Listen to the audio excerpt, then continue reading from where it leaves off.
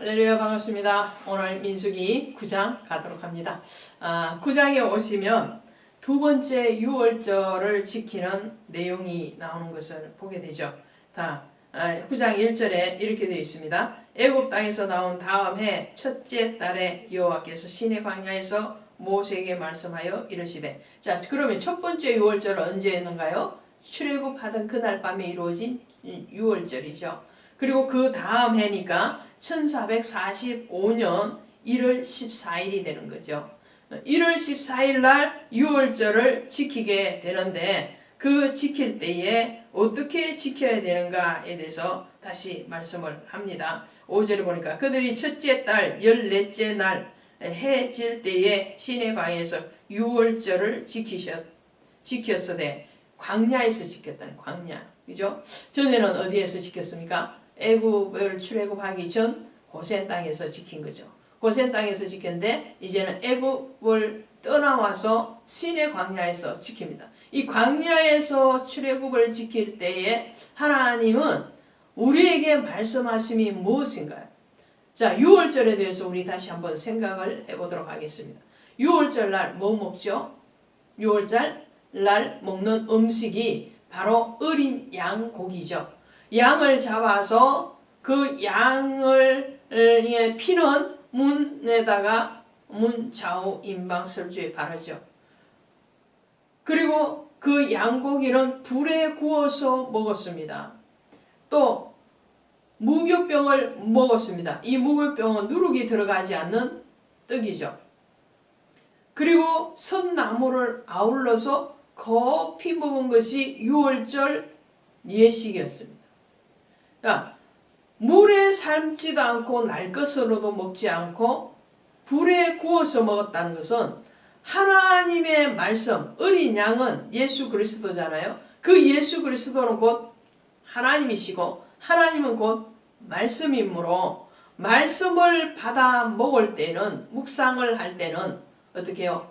날 것으로, 내 생각으로, 그죠? 내 생각으로, 내 의견으로 받아 먹지도 말고, 물에 삶아서도 먹지 말라고 그러죠. 물에 삶아서 먹지 말라는 건 세상의 방법으로 취하지 말라는 거죠. 그러면 어떻게 먹어야 되느냐? 성령의 불로 구워서 먹어라. 그리고 누룩 없는 떡을 먹듯이 먹어라.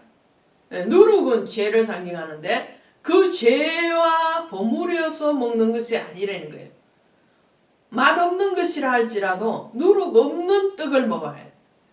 설교를 들으실 때도 우리는 너무 귀를 간지럽혀주는 그런 소리를 익숙해져 있어요. 성도님들도 정말 딱딱하지만 하나님의 진리의 말씀을 쫓아가야 되고, 목회자들도 그렇게 가야 되는데 그러지 않고 귀를 간지럽히고 입을 달싹하게 해주는, 입을 달콤하게 해주는 그런 설교, 그런 말씀을 구하지 말으라는 거죠. 제사장의 입은 하나님의 지식을 전해야 돼요. 하나님의 말씀을 전해야 되는. 자, 오늘 하나님 앞에 부름받은 모든 성도들은 하나님의 말씀에 대해서 성령의 불로 구워 먹고, 그리고 누룩 없는 오직 하나님의 진리의 말씀을 구해야 되고, 그리고 선나물, 단나물 아니죠. 선 것이 몸에 좋다고 그러죠.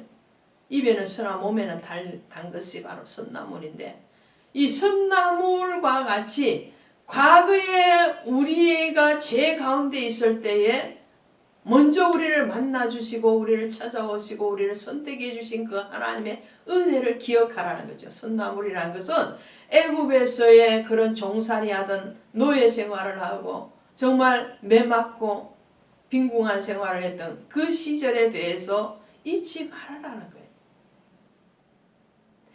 그 애굽에서도 동행해주고 구원해내신 그 하나님에 대해서 잊지 말아야 되는 것 같이 오늘 우리가 그렇다는 거예요. 우리가 은혜 없는 자리에 있을 때, 우리가 의인 되었을 때 주님이 우리를 부르신 것이 아니고 우리가 죄인이었을 때, 아직 죄 가운데 있을 때에 우리를 부르셔서 자녀 삼아주신 그 하나님의 은혜를 기억하는, 되새김하는 것이 바로 선나물이죠.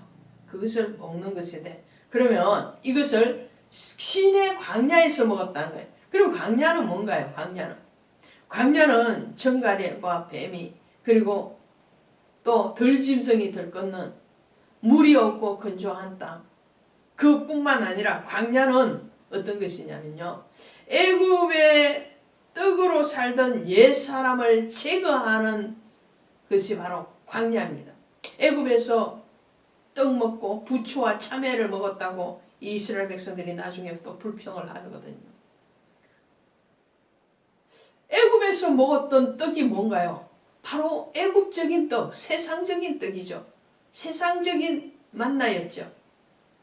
그것에 대해서 우리의 옛 생각, 옛 습관들을 비워내는 것, 지워내는 것, 뿌리를 뽑아버리는 것, 하나님의 성령의 말씀으로 그것들을 이제는 제거해내는 것, 그것이 어디 있냐면 광야예요. 그리고 하나님의 말씀으로 사는 믿음의 훈련을 하는 것이 바로 광야입니다. 그래서 신의 광야에서 먹었다는 것은요, 그 광야를 통해서 하나님은 이제는 애굽과 가나안에 대해서 이제는 잊어야 될 것, 지워야 될 것, 제거해야 될 것 정확하게 제거하고 영적인 가나안으로 가기 위한 믿음의 훈련, 말씀의 훈련, 연단을 시켜가는 것이 바로 광야라는 거죠. 그 광야에 갈 때에도 유월절 예식을 통하여서 그 유월절에 자신을 내어주신 예수 그리스도를 묵상하고 그 예수 그리스도로 먹고 마셔라는 거예요. 그래서 사람이 떡으로만 살 것이 아니요 하나님의 입에서 나오는 모든 말씀으로 살 것이라고 그러죠. 모든 말씀으로 사는 것. 그것이 바로 광야에서 훈련되어져야 된다는 거죠. 자, 이렇게 유월절을 지켜야 되는데 그럼에도 불구하고 1월 14일 유월절을 기준으로 지키지 못하는 사람들이 있더라는 거예요.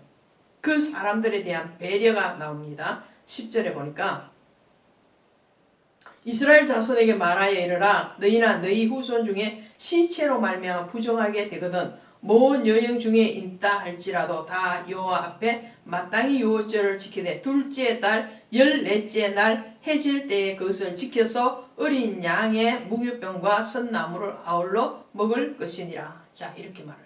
하나님은요, 소외되는 사람이 하나도 없기를 원하는 거죠. 유월절을 지켜야지 하나님의 은혜 안에 들어오고 그 유월절을 통해서 하나님의 구원하심의 메시지가 그 심령 깊이 들어가고 그 들어간 은혜가 이제 때가 되면 쿨쿨쿨쿨 나오게 될 텐데 거기에 대해서 지키지 못하는, 피치 못한 사정으로 지키지 못하는 사람이 있으면 한 달 이후 1월 14일 날 지켜야 되는데 한 달의 유예 기간을 줍니다. 그래서 2월 14일 날 지켜라 라는 거예요. 추가 유월절을 지켜라는 거죠. 자, 이 유월절 지키는 것이 뭐예요? 자, 죽음으로 부정하게, 유출병으로 부정하게. 어쨌든 자기가 하나님 앞에 나아갈 수 없는 상황이 되어 있는 사람. 또 먼 길을 떠나서 미처 돌아오지 못했을 때 그 때를 맞춰서 돌아와야 되지만 어떠한 사정으로 인해서 제 시간에 도착하지 못해서 1월 14일 날 유월절을 지키지 못할 경우에는 한 달의 기간을 주고 그 2월 14일 날 지켜라라는 거예요. 이런 기회를 줬음에도 불구하고 그것에 대해서 지키지 않았을 때는 그 백성 중에서 끊어낼지니라. 이게 무슨 말이에요? 하나님은 마지막까지 우리를 구원하시기를 원해서 기다리신다는 거죠.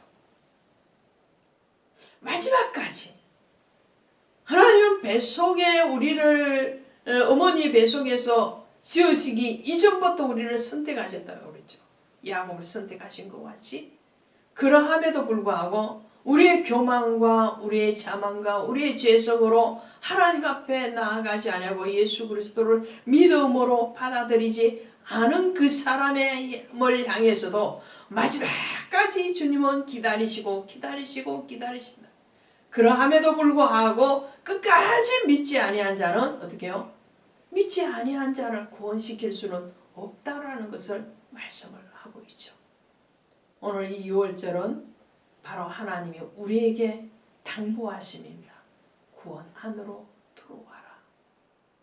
내가 너를 사랑하고 그 사랑으로 너를 품기를 원하고 너와 함께 하기를 원하는데 너가 그 사랑 안으로 들어오기를 원한다라는 것이 이 신의 광야에서 지키는 6월절 예식의 메시지인 줄로 믿습니다. 고맙습니다.